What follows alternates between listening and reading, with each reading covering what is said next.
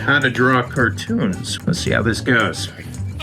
Like usual, I just wing these things. It's all kind of ad-libbed, and so who knows what's going to happen with what I say and what the goats do, of course, because goats do what goats do, and there's no real stopping them.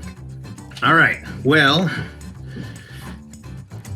with me, I kind of look at the way I draw, kind of like the way Bob Ross did his paintings. It wasn't like you drew a circle first, or little shapes, and then you filled in more detail and stuff. I know a lot of drawing books do that, but that's not how it works with me anyway. I've always just kind of thrown stuff out on the page from what's in my head at the time. Even I don't even know what it's going to look like sometimes. I just kind of start drawing and just go with it, and hopefully it turns out good. Usually it turns out good the way I want it to. Every now and then it doesn't, though. That's when I have to either start over or adjust or whatever I have to do. But having said that, when I started drawing cartoons when I was very young, and I was just breaking into the art world and trying to figure out what my style was, or even if I had a style of any kind, what I would do, and this is what I tell kids when I go to schools and talk to kids about this, and adults, it doesn't matter, you're never too old to start drawing. But what I would do is I would find cartoons that I like at the time, when I was 10 years old, Garfield came out, and that really, really, really that changed my life. It absolutely changed my life. And so a lot of the drawings I did, in fact, the drawings I still do, were influenced by the way Jim Davis drew Garfield. I don't have a lot of sharp edges and corners in my comic strip. I have a lot of rounded, soft kind of feeling things. It's not all. I don't add too much detail. I try to keep it somewhat simple because the most important thing when I'm drawing a cartoon, and when most cartoons, by the way, I apologize if you hear thumping, it's cheese and crackers. They're, as usual, looking for something to eat, because that's all they do is eat, and, well, they also do the thing that you do after you eat, and they do a lot of that too. In fact, I think they do that more than they eat. I don't know how that's possible, but they seem to manage. All right, so I have always enjoyed reading comic strips when I was a kid, and so, like I said, my favorite cartoonists, Jim Davis, Garfield, and another one that I really, really loved at the time, and still do, was Bloom County. And, excuse me while I kill a bug. Take a count. Anyway, that's one of the joys of living in Alaska and having a studio in a goat barn. You get to commune with nature, whether you like it or not. Bloom County, Opus the Penguin, Bill the Cat, fantastic. One of the best comic strips ever. And so now when you read them, sometimes they're kind of hard to understand, because you got to remember that at the time, Ronald Reagan was president, Gorbachev was leading Russia, things were happening, Iran-Contra affair. So when you read Bloom County now, hey, you guys, stop it.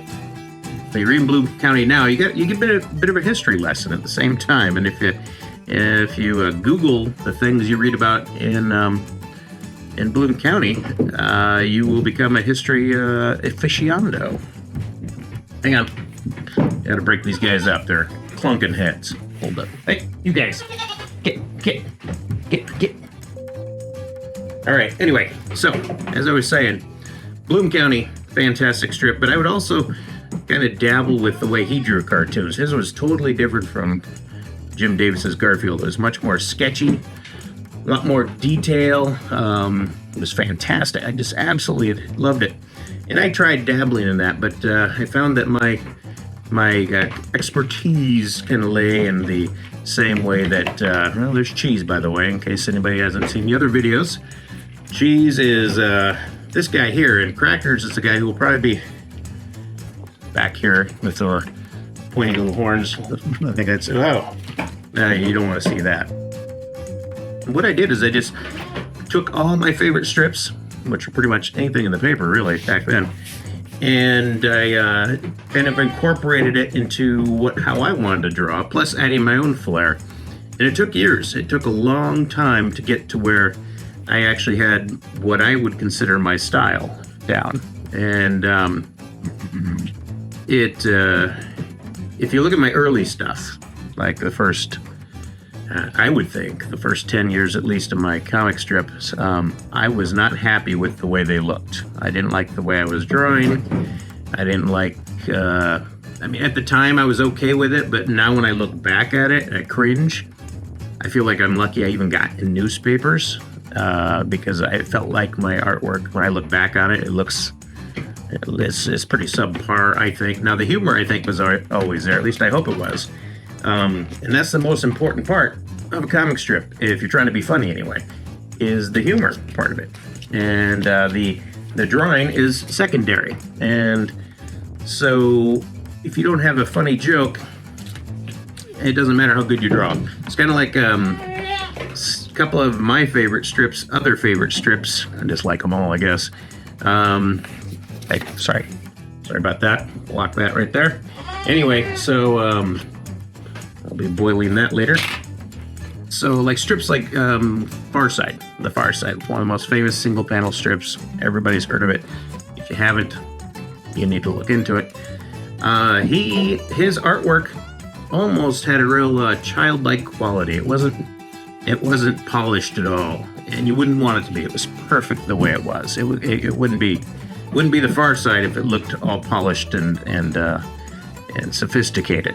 And so having a style that is rough and again not real sophisticated can work in your favor. And that's another thing I like to tell kids is, hey, the artwork is secondary if you want to be a cartoonist. It really is. In other comic strips like Dilbert, Dilbert was a rather simple comic strip.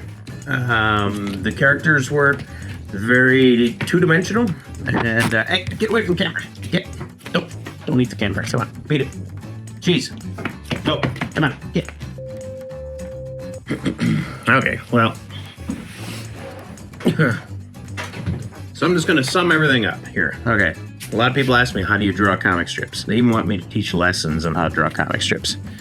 It's not easy for me to do, I've found. I'm not a good teacher about teaching how to draw comic strips because it just all comes out of my head, goes on the paper, and I don't even think about how exactly it happens. It just kind of happens.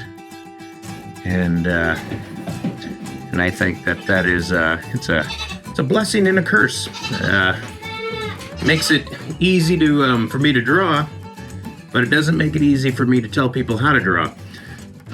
But the main thing that I always say, let me touch on it again if I've already done this, is develop your own style. Don't copy anybody unless you're practicing, of course.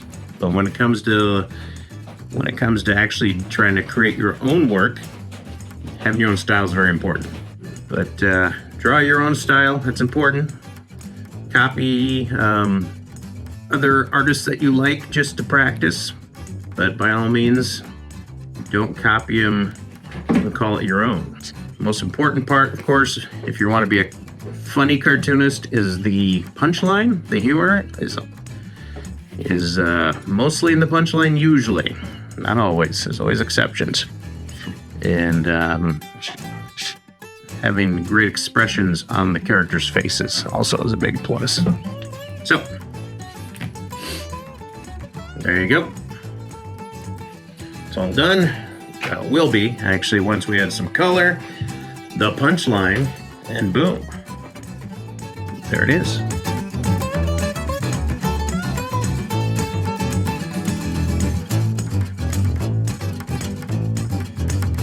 So, once again, thank you for joining Cheese and Crackers and I for another episode of Two Goats and a Cartoonist. And until next time, thank you so much. We'll see you later.